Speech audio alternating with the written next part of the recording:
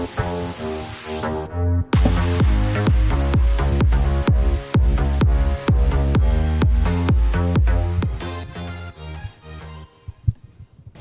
you very much, François, for leaving us the floor. My name is Patrick Siméon. I'm head of money market at Amundi.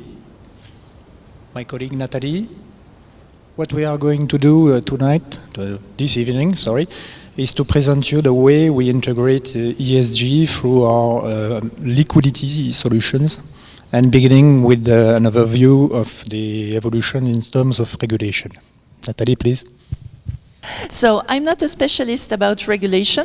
I'm a portfolio manager, but I would like to share with you what we understand from the European regulation so far. So the major idea about regulation is maybe we need to start early. It's a new regulation. So as soon as we will start with this, understanding this new regulation, it will allow us to understand the new evolutions. Second idea is stay agile. It's still growing and is likely to continue to evolve in the near future. And lastly, be alert. Don't assume that the tax won't affect us.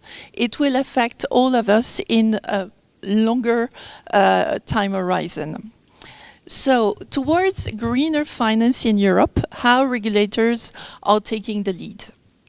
Since Paris Agreement in 2015 and the United Nations 2030's Agenda for Sustainable Investment, European regulators have reconsidered the role of finance, and to do so they have tried to redirect capital flows towards sustainable investments, to integrate sustainability into risk management, and to promote transparency and encouraging long-term vision. There is 4 main measures that has been decided by European regulation.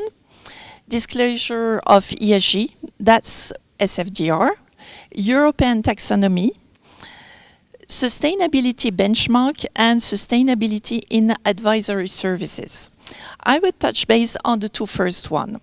First of all, SFDR. I think that most of you are already familiar with this approach.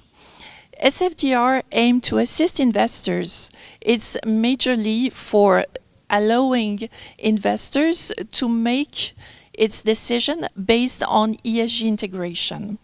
It will help investors to understand whose funds are not integrating any ESG approach and at which level they are integrating their ESG approach. It's split between 3 different categories. The funds that belongs to the Article 6, Article 8 and Article 9. Article 6 is the very basic one. It doesn't mean that there is no ESG integration, it's just that it's integrated in the risk calibration. Article 8 funds are promoting ESG characteristics. So it means that their objective is still to promote or to achieve the highest performance possible, but to do so they are integrating some ESG measures. Article 9 is a very, very strong one, which is requiring to have sustainable investment objective.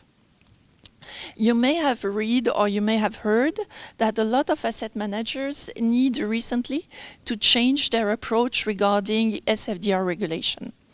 That's also illustrating how this regulation is changing. That's the first step of SFDR. The second one is taxonomy. When it comes to ESG, when it's come to responsible investing, one word that we hear very frequently is greenwashing.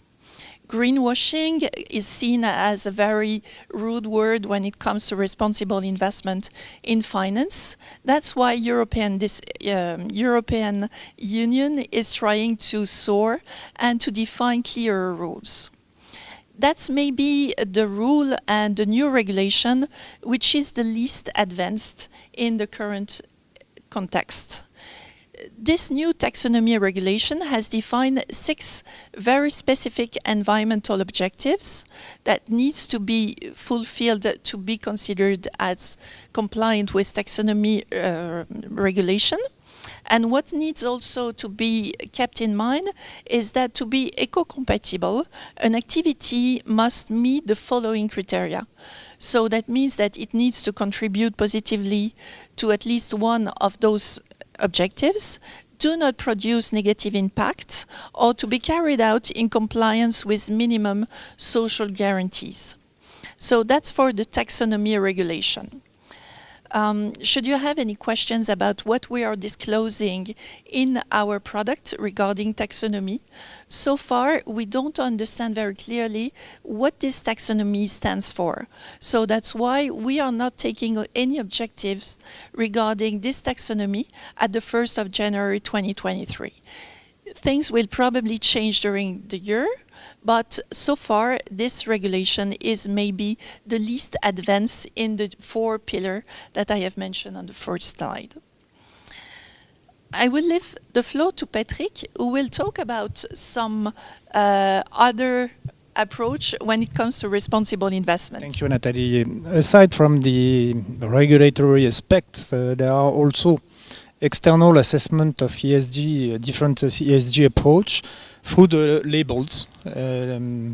Those are national initiatives awarded after a strict labeling process conducted by independent organizations. And there are benchmarks set for investors wishing to participate in a more sustainable economy. So there are a list here, which is not a complete list of existing different national labels, but you can see the development of a number of funds adhering to those labels and the associated asset under management and their growth during the last 12 months. So even liquidity solutions can participate to finance a more responsible economy. So we have green term deposits on one side, but the competitive advantage and positioning of liquidity solutions we can provide to our customers is the diversification that is higher through the integration of ESG criteria that we will explain a little bit further in terms of processes implemented through our liquidity solutions.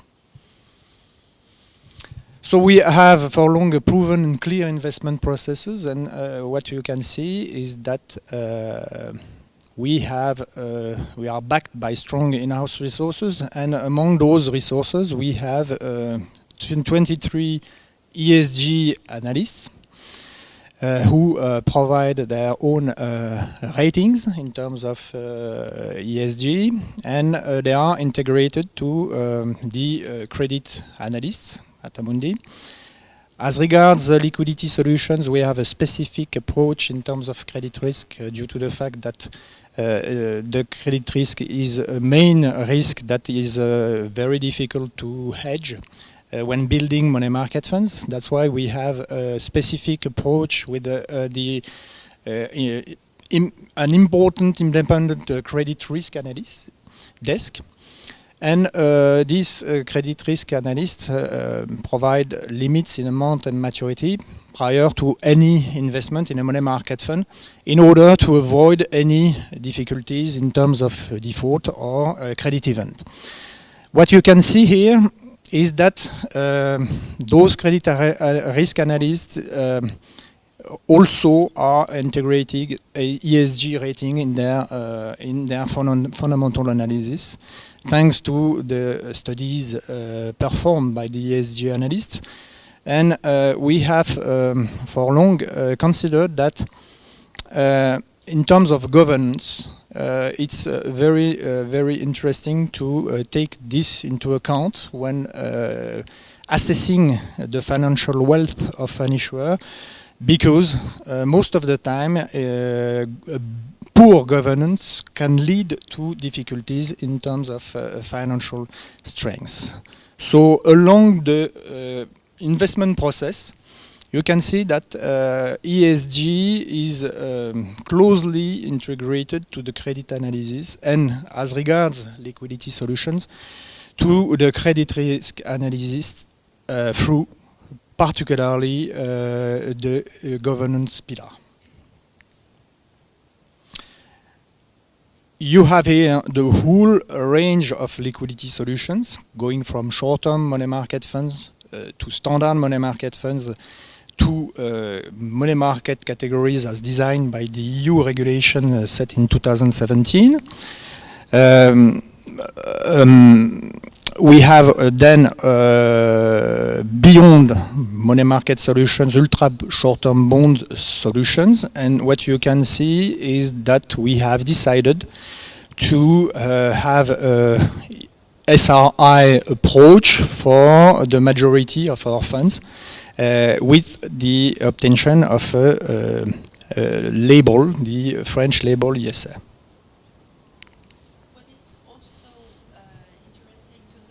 To keep in mind, when it comes back to European regulation, is that all our funds are classified Article 8 under SFDR regulation.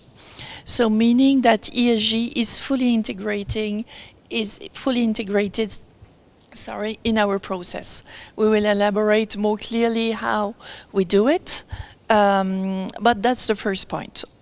We have also launched mid-October the first liquidity solution, which is Article 9.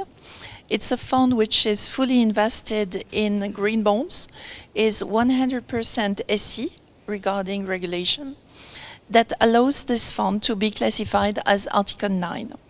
So it's a fund that we have classified and that belongs to our ultra short-term bond process. But also within liquidity solutions offer, we can provide with responsible approach and responsible products. Just a few words about the money market solutions and Article 9. Obviously, the investment universe is not wide enough to be able to build money market liquidity solutions within the Article 9 classification. But Nathalie can do it. So now, how do we integrate ESG in our approach? It's very clear. It's sometimes very difficult to understand what ESG clearly means when it comes to money market management or to liquidity solution management. First idea, Amundi, when has been the asset management company has been created in 2010, has made the ESG one of its 4 funder pillars. So it means that we wanted to be to have a great role in ESG development, to participate a lot of all those responsible investing alliance. Amundi is part of many, many different alliances. The last one that we have joined is the Net Zero Asset Management Alliance. So it's something which is in the DNA of Amundi, globally speaking. So when it comes to liquidity solution, that's how we integrate it. We have a dual ESG methodology implemented in all the liquidity solutions. So through exclusion in terms of sector, tobacco and coal sector, and exclusion of all issuers with a lower level of ESG rating. So F and G from a scale of from A to G, A the best to G the worst, F and G rated issuers are systematically excluded. And on top of that, of course, we have beat the benchmark approach. ESG score of the portfolio must be higher than that of its investment universe after excluding the 20% of the lowest rated issuers. So within a rigorous selection of issuers, we define an eligible investment universe which is overviewed by the credit risk analyst due to the fact that with the specificity and risk of reputation of money market funds, we have this additional approach with an independent credit risk department. Key step one is the responsible investing screening through the integration of the rating provided, ESG rating provided by our extra financial analysts. So this leads to the issuer selection, the issue picking. For portfolio constructions where ESG score steering versus benchmark and Low's ESG approach within all the liquidity solutions. So now that we have explained how we are integrating this in our funds, a few words to conclude this presentation with how Amundi is monitoring its ESG scoring and how we are monitoring exclusion. First of all, we have a best-in-class approach. That's what needs, first of all, to keep in mind. Secondly, we have an exclusion policy. So, meaning that the first exclusion concerned norm-based exclusion. It's quite obvious. Second one is a sectorial exclusion in terms of coal and tobacco. When it comes to all the other sectors, we have, as I have mentioned, a best-in-class approach, meaning that apart from those two, we do not exclude any other sectors, but we look within one specific sector, which is the one which is the best one. So that's for the exclusion part. For the proprietary ESG scoring, our methodology is based on criteria and weights. So meaning that we are computing many data provider datas. So we will elaborate on the way we do it. We have the capacity to monitor for each sector, each issuer, the weight of individual component coming from data provider. Then it results in an ESG ratings calculation. And last important thing is that we have also a great role in terms of stewardship, what we call the qualitative input. Qualitative input means that we have a very important role that we consider as one of our biggest role in participating in meetings, in voting, and so on. So this approach leads to the scoring, which is proprietary methodology for Amundi from A to J. I think that we are running out of time, so maybe Patrick. Yes, I'm trying to accelerate. Yes, we are supported by a team of ESG experts, 23, which are integrating internal ESG database collected among external data providers with a quality check done in 2 steps through an automated approach and ESG analysis review. And those extra financial analysts disseminate all those ESG ratings in Amundi's portfolio management system called Alto. We have, of course, chosen the best-in-class approach, as mentioned earlier by Nathalie. So criteria are weighted using performance driver, reputation, operational efficiency, and regulation. And the weights assigned to each criteria translate the importance of the criteria to the final ESG ratings. So you have here example of criteria weights by sector. Obviously, for the banking sector, the G pillar is higher. It has a higher weighting, while for mining, the environment has a bigger importance than governance. So with all the data collected by our credit or extra financial analysis through the data provider, I will not go in details with what we call the flower. The right one is the detailed one, but which leads on each pillar to from the data collected through the data providers leads to a rating by pillar and leading to the final rating considering the different weighing of a specific issuer. You have the example of a specific issuers leading to the final rating of this issuer, considering the different pillar, governance, social and environment, and the different weightings in terms of vehicle safety, supply chain, or shareholder rights, or green car, for example. So why do we go in so much detail in our ESG approach? It could be considered as quite boring. ESG is something which is specific to each asset manager. So what we just wanted to show is that our approach is norm-based, is based on data from many different contributors. It's something that has been set in place more than 10 years ago. Yeah. It has been audited by many external auditors of many ways, as you have maybe seen or understood when we disclose it. Most of our liquidity solution has received the French SRI label. Our fund domiciliated in Luxembourg has also received the Towards Sustainability approach.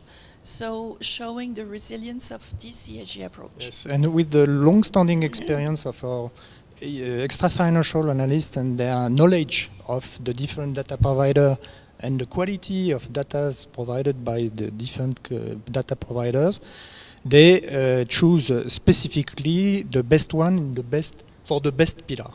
And what I have not mentioned is also that this is a quantitative approach, but there is also the qualitative approach of the extra-financial analyst, who is able also to override the result given by the data collected by the data providers, if necessary.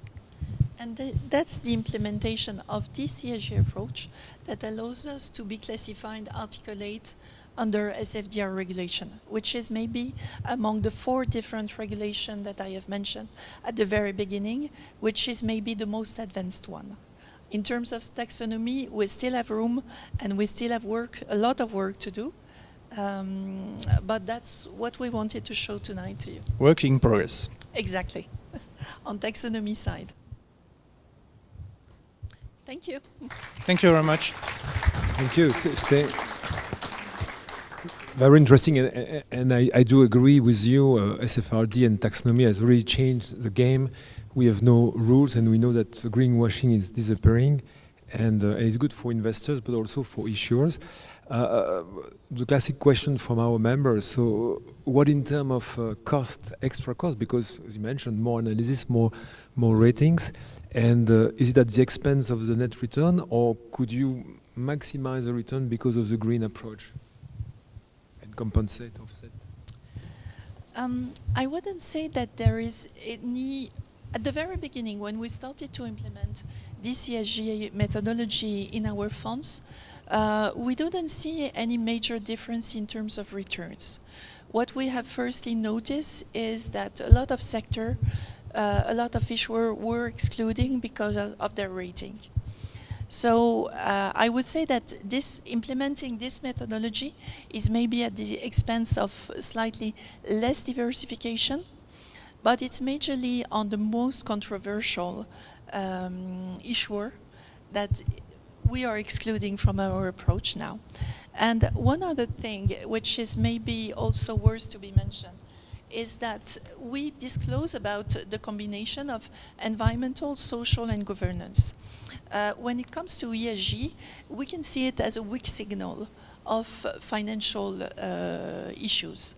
And what we have noticed is that a lot of issuers that has disclosed some problem and that have faced some very specific problem were scored J on their governance side, or F or J on governance side. So ESG is maybe at the expense of a less diversified investment universe, but it's also another additional on the sole financial analysis signal in terms of weakness of some issuer?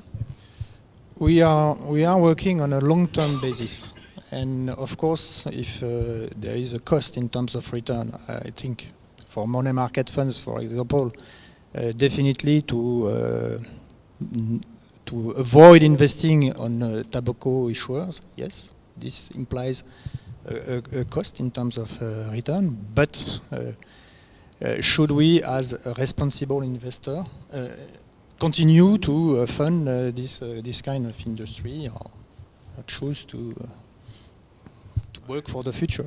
It's less and less easy for some industries, and we can add other ones like gaming. It's quasi impossible to be bankable sure. Yes. and to be financed these days. With the best-in-class approach, we want also to participate to a change in terms of behavior from issuers, of course, and by influencing them, showing that yes, we have a big capacity in terms of investment. In money markets, we manage more than 150 billion euros. So telling an issuer that we reduce our investments because in terms of best-in-class approach, we don't systematically exclude it, but we limit the level of investments, and we will continue to limit it because it's ESG rating, which is a little bit lower. It's a kind of engagement that counts in the way issuers are reassessing their extra-financial policy. Any question for Patrick or Nathalie? No? Maybe a last one. You mentioned the green deposits. How could you be sure when you have a green deposit that is really green? So the same with FX, by the way, because it starts now to propose FX. I would say that for every ESG product, there is everyone has to clearly watch and to clearly assess the relevance of the approach from the promoter of those green products. Or to be sure that the funds are allocated to green products or green, let's say, projects. I would say that, yeah. When we talk about green, it's slightly different than talking about ESG. When it comes to green, green is a use of proceed approach. So as long as the issuer is able to disclose the use of proceed and to report on it, then it's maybe less controversial. Okay. But in terms of deposit, what I read, because we don't buy any green deposit in our product, is that it's the bank who use it to refinance some green projects. So it's the financial institution that need to disclose how this green deposit is used. But it's something, green is maybe slightly different, and that's also, when I mentioned the Article 9 product that we launched, it's a green fund. Because green is seen as one of the sole type of approach that can be considered as fully fulfilling the Article 9 SFDR requirement. And green is not ESG, just exactly. the E of ESG. Okay, thanks a lot for this presentation. You will stay with us, so if you have any further questions, don't hesitate to ask Patrick and Nathalie.